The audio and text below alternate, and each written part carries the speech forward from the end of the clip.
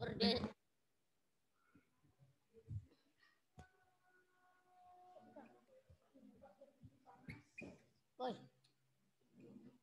kenapa nih? Ngapa ngisinya nggak penuh-penuh? Hmm.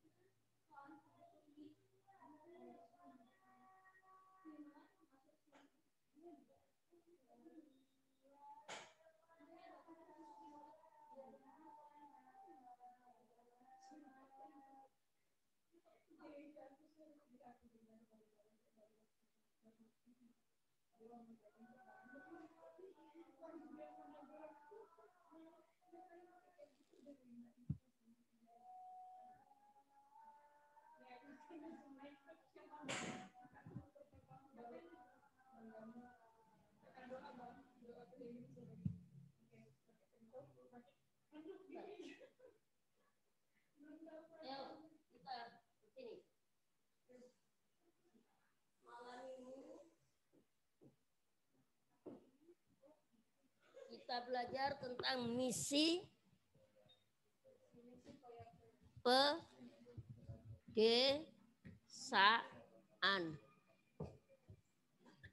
dan perkotaan.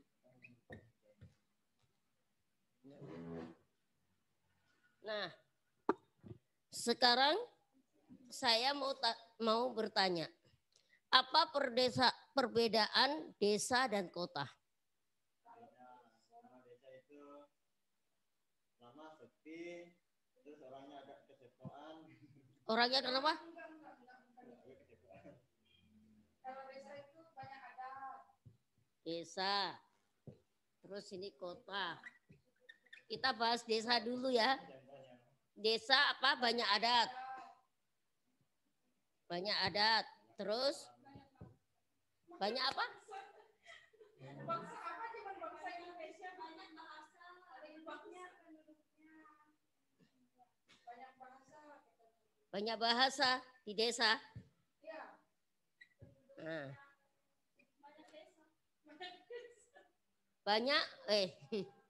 Banyak bahasa ya. Bahasanya. Terus apa lagi?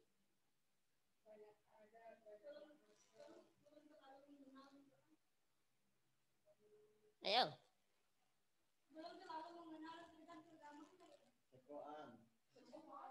Belum mengenal apa?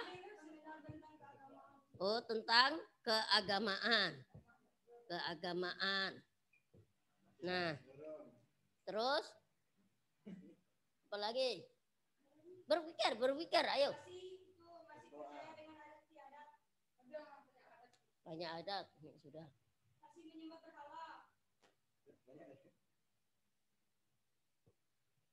Masih percaya kepada hal-hal gaib, mistik ya, gaib, mistik. Nah, ini ya. Terus selain itu sifatnya kalau di desa gimana? Enggak lah. Ramah. Sama baik kota yang Ah, Gila kalau kota. ramah. meninggal buahnya. Ramah terus suka gotong royong kan? Ya, Hmm. kejar-kejar kita royong. Gotong royong. Kalau di desa itu rumah-rumah bebas ya, nggak perlu istilahnya ada pagar, ada apa kan? Nggak pernah tutup pintu. Oh, nggak pernah kunci. Nah, maksudnya kalau kita ada di dalam kan, kalau kita di dalam kan nggak pernah tutup pintu. Kalau orang kota kan di dalam. Ya kota nanti orang curi kalau kota. Nah, ini ya desa itu keadaannya seperti ini. Nggak pernah masuk ke Nah, mana. kalau kota rame ya kan? Rame. Terus ya acu tak acu. Egois gitu ya. Ya, egois. Egois. Betul. Egois. Nah, ini. Jadi jauh sekali ya orang kota sama orang desa. Tidak mau terima apa? Tidak ada tata krama. Tidak ada tata krama. Tidak ada tata krama.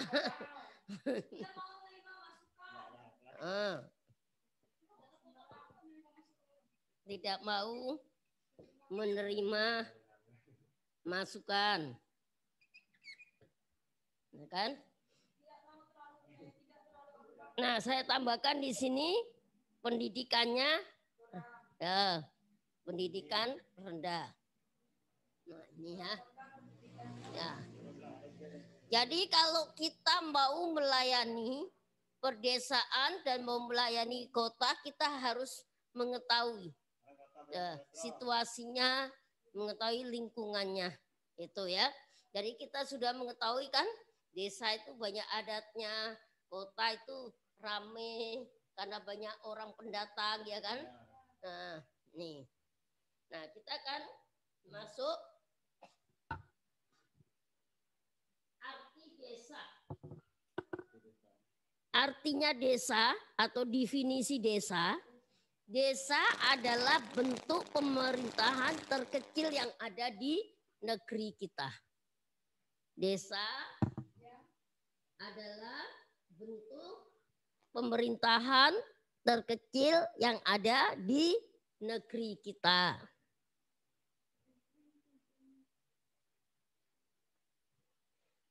Biasanya hubungan kekerabatan antar masyarakatnya terjalin kuat.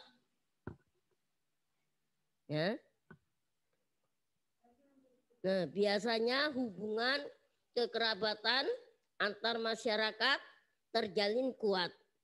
Para masyarakatnya juga masih percaya dan memegang teguh adat dan tradisi yang ditinggalkan pada leluhur mereka.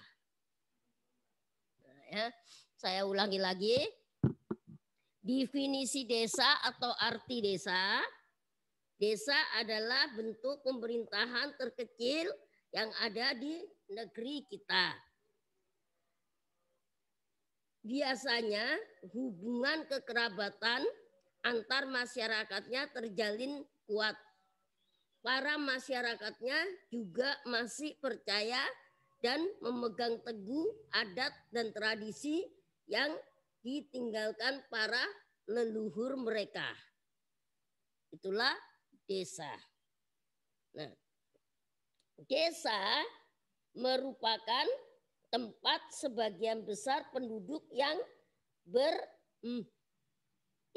bermata pencarian di bidang pertanian dan menghasilkan bahan makanan. Itulah desa. Ya, catat baik-baik. Nanti kalau ulangan keluar.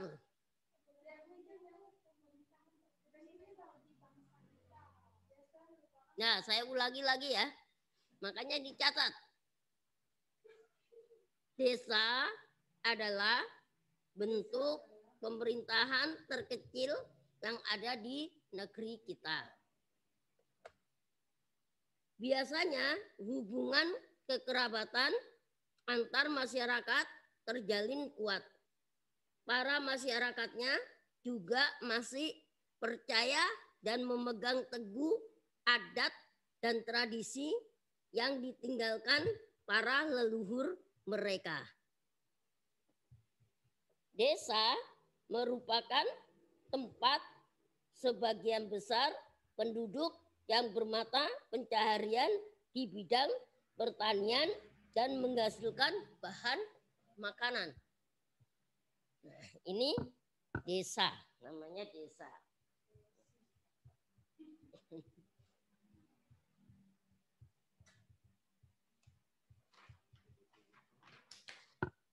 Kalau kita mau pelayanan perkotaan dan pedesaan itu tadi sudah saya katakan bahwa harus mengerti keadaan dan situasi yang ada.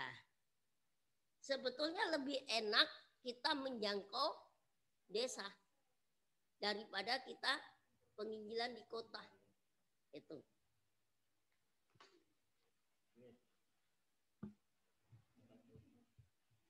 Kalau di kota itu kan pemukimannya padat, permanen, individu, ya kan? Nah, kita akan membahas terlebih dahulu desa. Amanat agung Allah mengatakan, pergilah, beritakanlah Injil kepada semua bangsa dan jadikanlah muridku sampai ke ujung bumi. Lah desa itu termasuk ujung-ujung bumi. Nah, itu. Jadi Tuhan pun juga mengasihi orang-orang yang ada di desa. Nah, jadi jangan meremehkan orang desa. Kalau kalian sudah keluar dari desa, kalian pulang ke kampung, jangan sombong-sombong. Nah.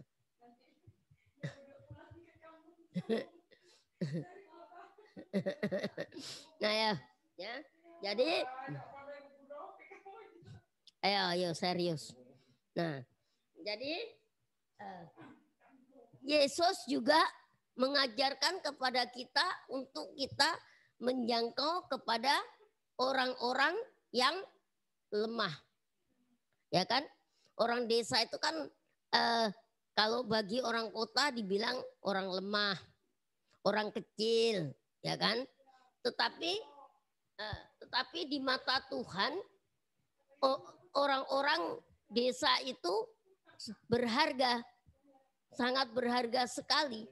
Nah, kita ingat bahwa ciptaan dia pun juga adalah ciptaan Allah. Nah, ya, walaupun istilahnya ekonominya di desa itu ya rendah, ya berharap kepada alam, ya kan, bergantung kepada musim, ya apalagi kalau yang menanam padi, menanam sayur, kalau musim hujan bisa apa? Bisa nggak berhasil. Nah, itu kan. Nah, jadi walaupun keadaan mereka bergantung kepada musim, kepada iklim yang ada, tapi Tuhan pun juga mengasihi, Tuhan pun juga memelihara bagi orang-orang yang ada di desa. Rasul Paulus dia menginjili di desa-desa, dia masuk menjangkau desa-desa dari siapa? Rasul Paulus menjangkau orang-orang yang ada di desa dengan cara apa? dengan cara Rasul Paulus itu dia pergi ke kota. Karena di kota itu banyak orang perantauan. Nah, orang perantauan itu pasti ada punya kampungnya. Lah, begitu Rasul Paulus mendekati mereka, mereka tahu kampungnya di mana dan sebagainya. Nah, kalau itu orang sudah percaya, pasti bisa menjangkau keluarga-keluarga yang ada di kampung, di desa. Itulah cara Paulus. Selain dia bergantung kepada orang-orang yang perantauan, Paulus juga dia tetap pergi ke tempat sembayang orang Yahudi. Karena di tempat sembayang orang Yahudi itu juga banyak orang-orang perantau. Nah, itu ya. Jadi kalau kalian mau menjangkau satu desa, kalian mesti harus cari siapa orang yang bisa dijangkau. Itulah pelayanan di desa itu lebih enak karena orangnya itu lebih terbuka. Polos, orangnya itu polos. Orang-orang di desa. Dan mereka tidak mempunyai curiga. Setiap kali kita datang menyapa orang itu, pasti orang itu akan menyambut kita. Ya kan? Bahkan orang itu bilang, marilah masuk ke rumah dan apa ya. Nah, itulah kesempatan bagi kita untuk mendekati mereka. Nah, gimana waktu Lebaran hari raya Islam kalian pergi ke tempat yang kita jalan? Ada? Oh enggak. Kenapa kok enggak jalan? Gitu.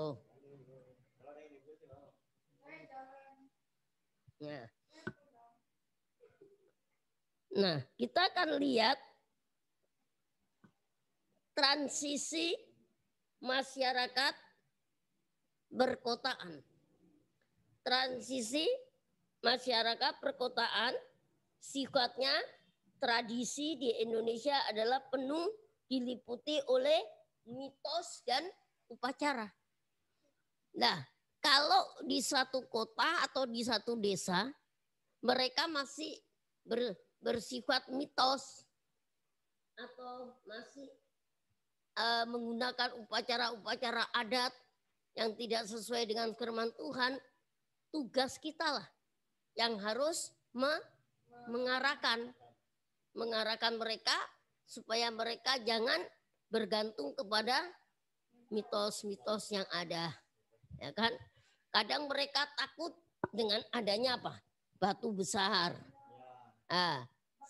Selain pohon besar, nggak berani, mereka nggak berani tebang dan sebagainya.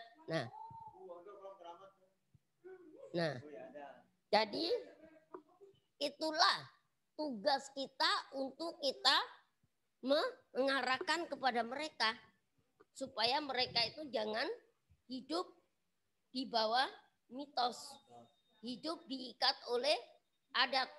Nah, hidup diikat oleh nenek moyang, roro nenek moyang. Kadang mereka masih percaya, dengan adanya seperti contohnya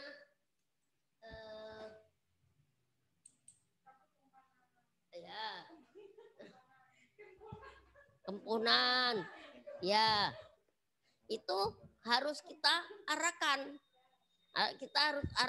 Selain itu juga kita katakan kepada mereka, kalau kita percaya dengan adanya mitos-mitos, itu akan terjadi karena apa? Karena kuasa gelap yang akan menguasai. Ya, jadi supaya kan Tuhan itu memanggil kita itu untuk kita itu dimerdekakan. Nah, kita itu hidup bebas, tidak terikat oleh apapun ya. Contohnya kalau orang-orang yang cari kayu, ya kan?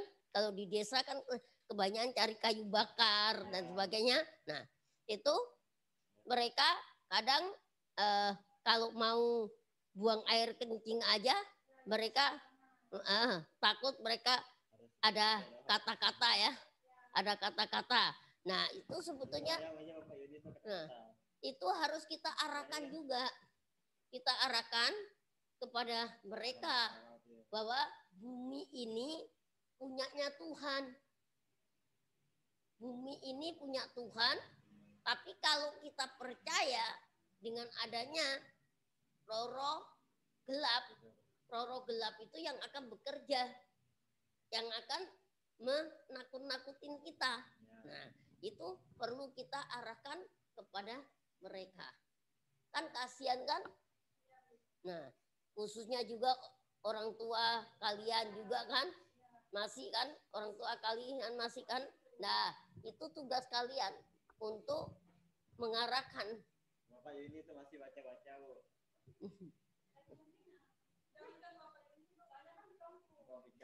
Bapak Bika itu mantan dukun katanya. Iya. Nah, jadi itulah yang harus kita lakukan. Bagaimana caranya kita melakukan itu supaya apa yang kita katakan itu tidak tersinggung.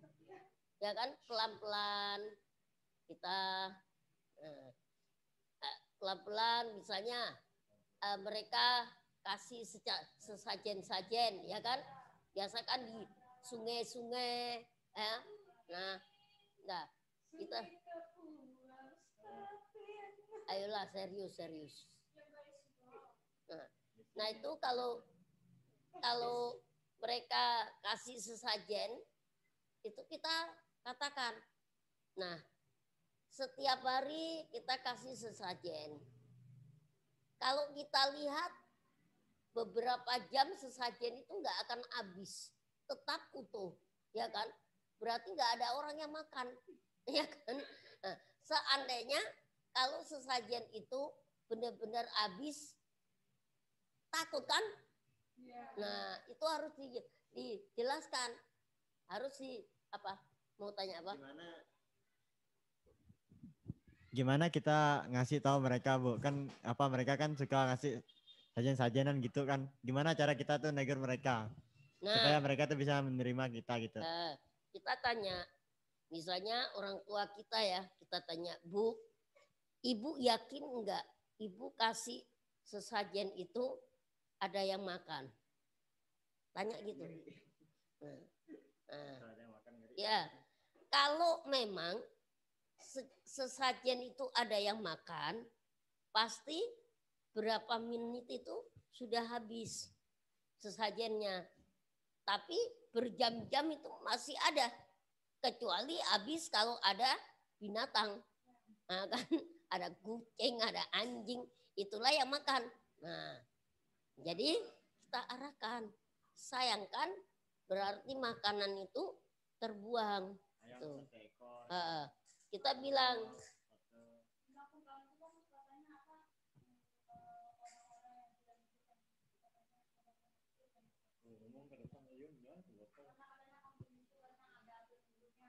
ya mereka percaya ada yang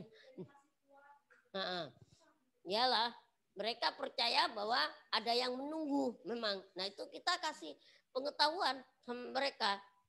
Ya, kita ini kalau percaya Tuhan Yesus, penunggu-penunggu itu lebih besar daripada Tuhan Yesus. Penunggu-penunggu itu adalah iblis. Kita kasih tahu. Iblis itu bukannya menolong kita. Iblis itu yang menghancurkan kehidupan kita. Nah, kamu kasih ayatnya di Yohanes 8. Coba kita buka ya.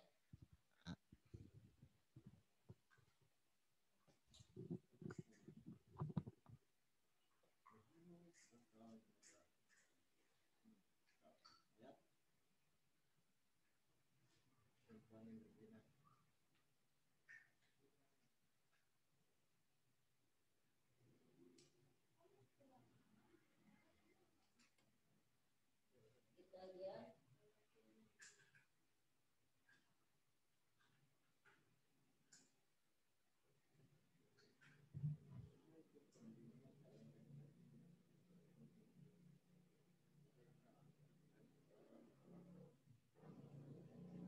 Ayat 44.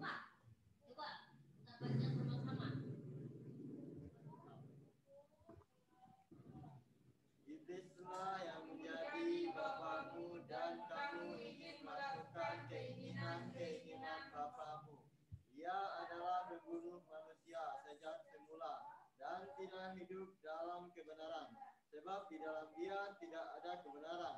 Apabila ia berkata dusta, ia berkata atas kehendaknya sendiri. Sebab ia adalah pendusta dan bapa segala pendusta. Nah, kita kasih tahu bahwa iblis itu pendusta. Dia yang membohongi kita bahwa di daerah-daerah itu ada penunggunya, membuat kita takut dan sebagainya. Nah, itu harus kita jelaskan, gitu ya. Nah, kebiasaan apalagi di kampung. Nah, selain percaya kepada penunggu, apalagi? Bu, bagaimana kalau mereka jawab gini, Bu? Ah, ini kan memang udah adat budaya kami, memang ada adat nenek moyang kami nggak bisa meninggalkannya. Bagaimana kita menegur orang yang menjawab seperti itu, Bu? Ya, kita bilang nenek moyang kita itu tidak mengerti waktu dulu itu. Nenek moyang kita itu tidak mengenal siapa namanya Allah. Kita jelaskan, kalau nenek moyang kita mengenal Allah yang benar, kita itu tidak akan melakukan hal-hal yang sia-sia. Istilahnya begitu. Bisa dipahami. Nah, itu. Tapi gini Bu, kadang mereka tuh jawab gini, kita boleh katanya percaya dengan Tuhan, tapi kita tidak boleh meninggalkan adat kita. Ya, kita tidak boleh meninggalkan adat. Adat yang bagaimana? Kalau adat itu membuat kita ketakutan, ya kan? Seperti kita tidak memberi sesajen itu kan kita takut. Nah, membuat hati kita nggak damai sejahtera, membuat hati kita ketakutan, gelisah dan sebagainya, itu kan semuanya bukan dari Tuhan. Kalau dari Tuhan itu kan ada damai sejahtera. Nah, kita jelaskan mereka begitulah. Nah, jadi kita pandai-pandailah ya, minta hikmat kepada Tuhan untuk menghadapi orang-orang desa. Karena orang-orang desa itu untuk sesajen itu masih kuat, untuk adat istiadat masih kuat ya. Jadi jangan sampai adat istiadat itu menguasai kita ya, itu maksudnya. Tapi kita harus pilih adat istiadat yang tidak menyimpang Alkitab, itu boleh kita lakukan. Nah, itu. Oke, nggak ada pertanyaan? Nah. Saya mau bertanya, Bu. Apa? Ini Kamu bertanya kok sembunyi kayak gitu sih? Nunduk ini. Itu apa namanya? Saya kan punya keluarga. Punya apa? Jadi punya keluarga. Oh, keluarga. Ya. Jadi mereka nih orang pedalaman banget gitu kan. Orang pedalaman. Jadi memang mereka mengenali Tuhan gitu kan. Beragama juga kan. Tapi apa namanya, mereka ini masih pesta pora, mabuk-mabukan, percaya hal mistis gitu. Itu gimana cara kita menasihat mereka gitu kan? Sementara kita ini kan anak muda gitu kan, masih sumber jagung lah gitu kan, kata berbahasa orang itu. Nah, jadi bagaimana kita itu supaya mereka itu bisa menerima nasihat kita. Oh, ya begini, kamu dekatin dulu mereka, anak-anak muda itu. Kamu dekati dulu, tapi kamu jangan sampai terpengaruh. Ya kan? Dia orang tua, Bu. Ya, orang tua kan. Nah, jadi kamu dekati, kamu ngomong-ngomonglah tentang Tuhan, bahwa Tuhan itu yang berkuasa. Tuhan itu tidak membiarkan kita itu hidup dikuasai oleh hal-hal yang sia-sia, hal-hal yang takayul itu ada. Ini coba kita buka Timotius.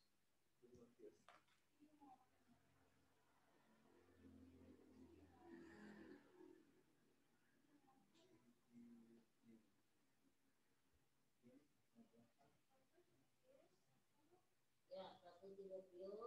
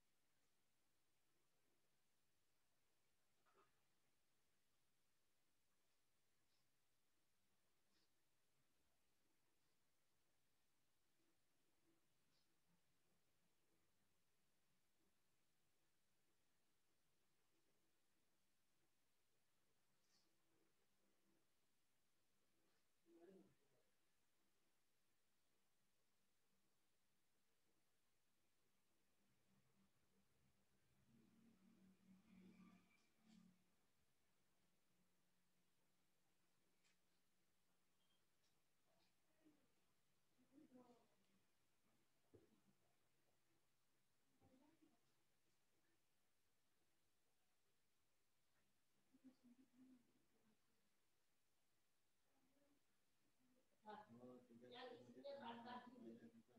Timotius atau Titus? Sudah dapat kamu. Tentang takayul.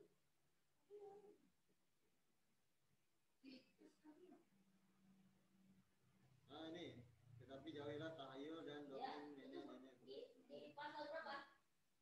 1 Timotius pasal 4 ayat yang ke-7. Nah.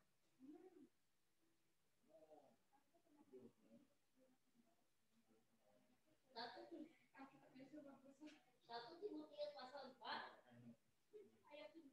Ya. Ayolah kita baca. 1, 2, 3. Tetapi jauhilah tahayul dan dongeng nenek-nenek tua, latihlah dirimu beribadah.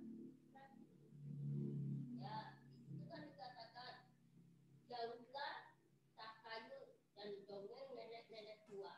Nah ini harus kita sampaikan. Kita harus sampaikan kepada orang tua kita. Apalagi kalau orang tua kita itu banyak kuasa gelapnya. Jadi dukun, jadi apa. Nah itu kamu pulang itu mesti harus banyak doa.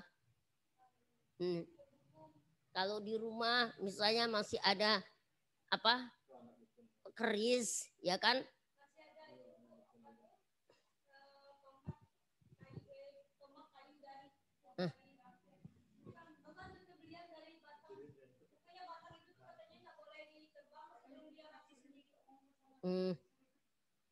Oh jadi orang tuamu punya?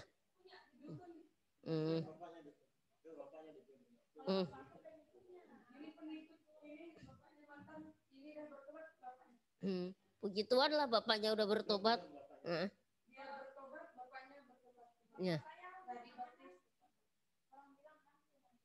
Nah, ya malah bapaknya dipanggil langsung. Ya ampun.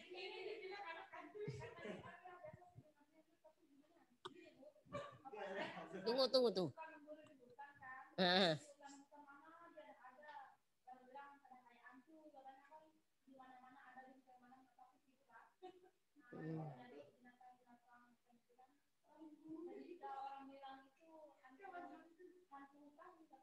Hantutan.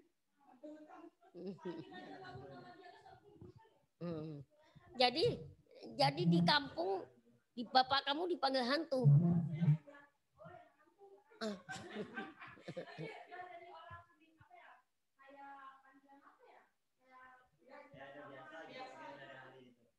Jadi bapak kamu dipanggil hantu ya mau aja.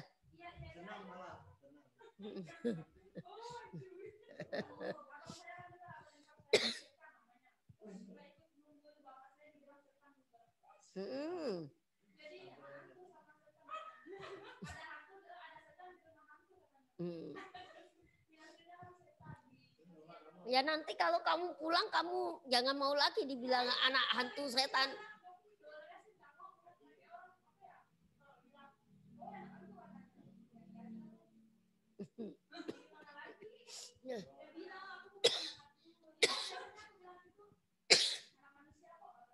Nah, bilanglah. Enggaklah. Saya kan sudah kasih tahu mereka kalau misalnya pulang kampung terus lah. Tapi terus mamamu bapakmu dipanggil hantu, mamamu diem aja.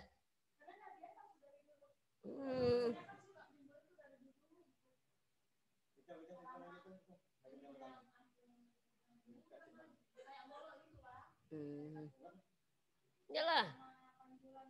Kamu kalau pulang kamu bilang saya bukan anak hantu. Saya anak Tuhan. Saya sudah mengenal Yesus Kristus.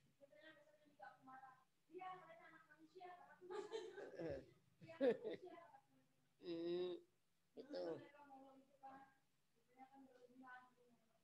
Ya, iyalah. Nah,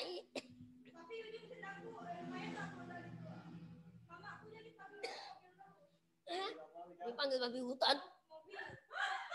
Soalnya nama mama aku tuh kan mobil sedan. Nama mama aku kan Sedani Yati. Kan dipanggil mereka tuh mobil terus. Soal namanya. Mana mobil udah lagi panas sama mama aku. Aneh-aneh ya di desa ya.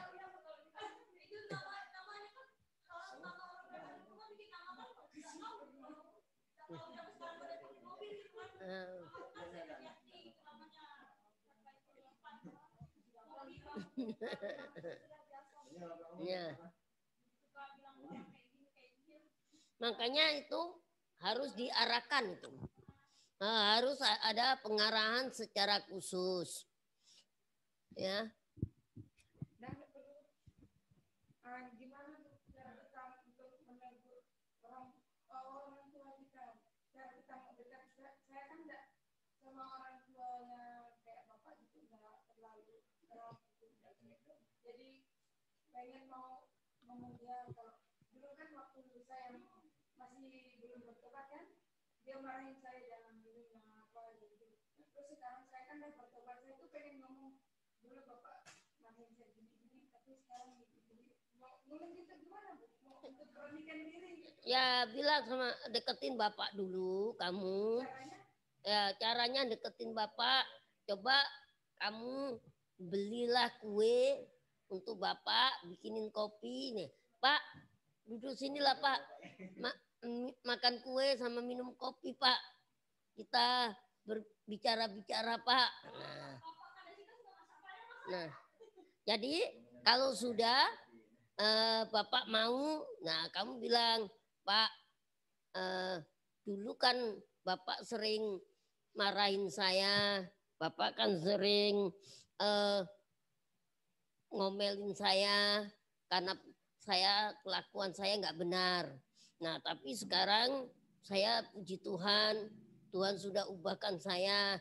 Nah saya ingin pun juga bapak itu ada perubahan seperti saya. Nah ya saya bisa berubah bukan dari diri saya karena Tuhan.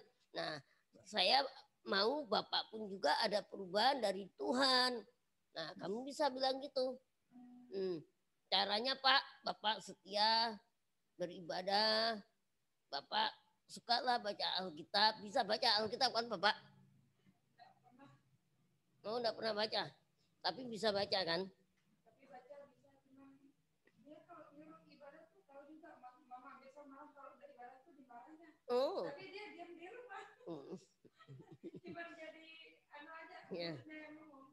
Kalau udah ibadah mama tuh dimarahin juga. Cuman dia yang ibadah dan bisa introspeksi sendiri. Ya itulah bilang Pak, Bapak jangan hanya merindukan mama ke gereja, Bapak juga perlulah ke gereja Pak, gitulah. Supaya keluarga kita itu ada perubahan lah. Bapak kan lihat sendiri, saya sudah jauh berubah karena Tuhan. Bilang gitulah sama Bapak pelan-pelan. Makanya kamu ambil hati Bapak, beli kue lah. Kalau bikin kopi tuh jarang nggak pernah. Ya iya. Nggak apa-apa lah sekali-sekali. Aja lah Pak, makan kue lah Pak. Aku ada beli kue ini Pak. Mau kopi nggak Pak? Aku bikin kopi ya. Kita ngomong-ngomong lah Pak. Gitulah. Pandai-pandai kita lah. Ya. Ada mau tanya? Nggak. Saya mau tanya lagi Bu. Ya. Ini bicara soal orang yang sudah Kristen gitu, yang seorang yang sudah kenal Tuhan itu. Nah, terkadang saya tuh jengkel juga Bu kalau negur orang yang sudah Kristen itu, tapi kelakuannya itu tidak mencontohi sebagai orang Kristen. Itu kan banyak gitu ya Bu ya. Udah ngakunya orang Kristen gitu kan, tapi masih mabuk-mabukan, foya-foyan gitu kan. Ya. Saya juga gitu juga dulu kan. Nah, itu gimana cara kita negurnya? Padahal kita kasih ayat ini, saya tahu katanya. Tapi dia tidak makanya, itu gimana kita negurnya Bu? Ya, kita nggak usah sok rohani lah. Kasih ayat atau apa, nanti malah dia bosan gitu loh. Ya, mereka nggak respect kalau dengan ayat firman itu, kadang mereka nggak respect. Makanya kita dekatin mereka, kita aja ngobrol-ngobrol mereka, itulah gimana kehidupan mereka. Itu kan tanya masa depanmu gimana. Nah, kamu pancing dengan adanya masa depan. Nah, cita-citamu apa nanti? Nah, kalau kamu punya cita-cita ini, ya kamu mesti harus inilah. Jangan terus terikat dengan mabuk-mabukan. Karena mabuk-mabukan itu kan merusak kesehatan kita. Kamu bilang gitulah. Nah, itu pandai-pandai lah. Nah, itu jadi permasalahan juga Bu. Kan kita bilang kita kan, jangan mau ini untuk menyerang kesehatan kamu. Kalau kamu mau nanti kamu bisa sakit atau gimana gitu kan. Orang yang tak minum aja mati katanya. Itu gimana Bu? Nah, terus kamu tanya, ya memang betul. Kita tetap jaga kesehatan. Kalau kita sudah jaga kesehatan, ya memang manusia memang harus mati. Tapi matinya kamu mau masuk mana? Masuk surga atau masuk neraka? Nah, orang kalau dibilang masuk neraka, orang ketakutan mereka. Nah, jadi makanya kamu tanya sama dia, kamu sudah siapkah untuk mati? Nah, kamu tanya. Pasti orang akan takut. Omongnya aja mereka mau, sama aja nanti mati sekarang pun. Tapi sebetulnya hati mereka takut mati gitu. Nah, itu. Nah, ada lagi pertanyaan?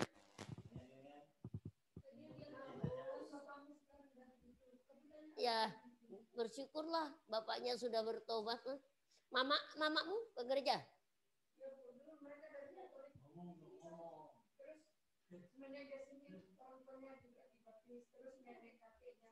Oh, kalau bapak mamanya sekarang begitu dia.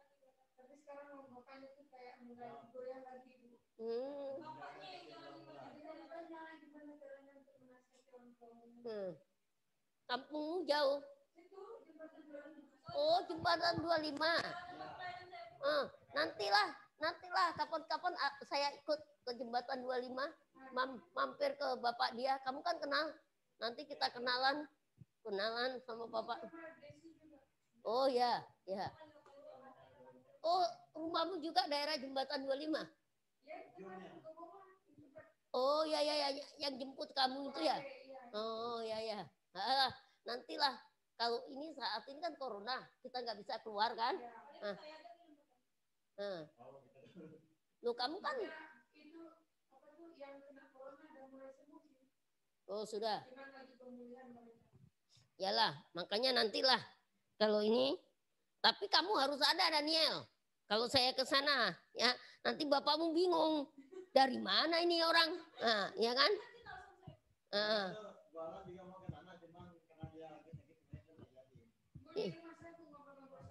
Ya boleh. Nah itu nanti kita ini kan jadwalkan lah. Ya, kita jadwalkan gitu. Kita ngomong sama ini Ko Erik ya. Kita akan deketin jadi ya lah bagus lah kalau kamu bergumul buat keluarga. Ya, bagus lah. Nah, jadi Yuni ada pertanyaan lagi? Nggak ada. Kalau Yuni kampungnya jauh?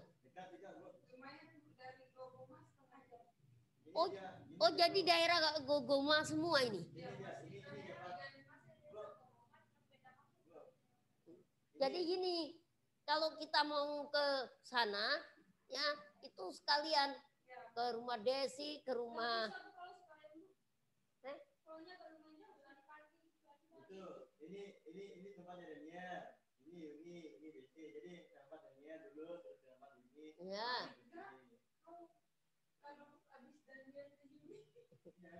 Ya. Iyalah, yang penting pokoknya kalau saya ke rumah kalian harus ada.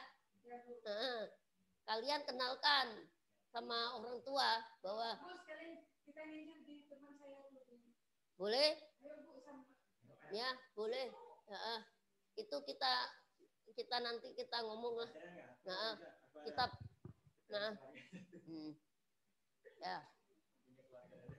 Jadi berusahalah supaya istilahnya jangan apa namanya terus-terusan kamu dibilang anak setan. Antu. Iyalah, makanya itu justru itu nanti iyalah kita deketin lah orang tua. Tapi bapakmu nggak minum minuman?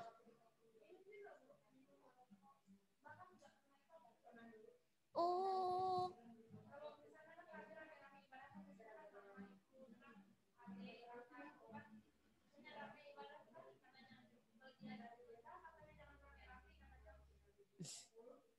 Oh gitu ya.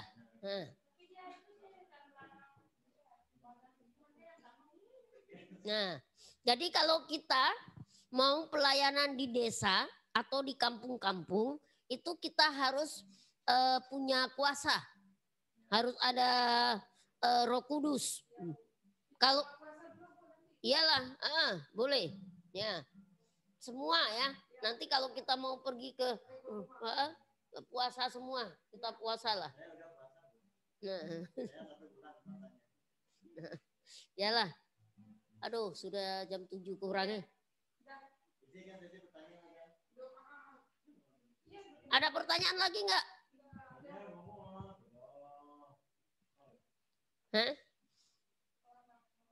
Nggak ada lagi pertanyaan.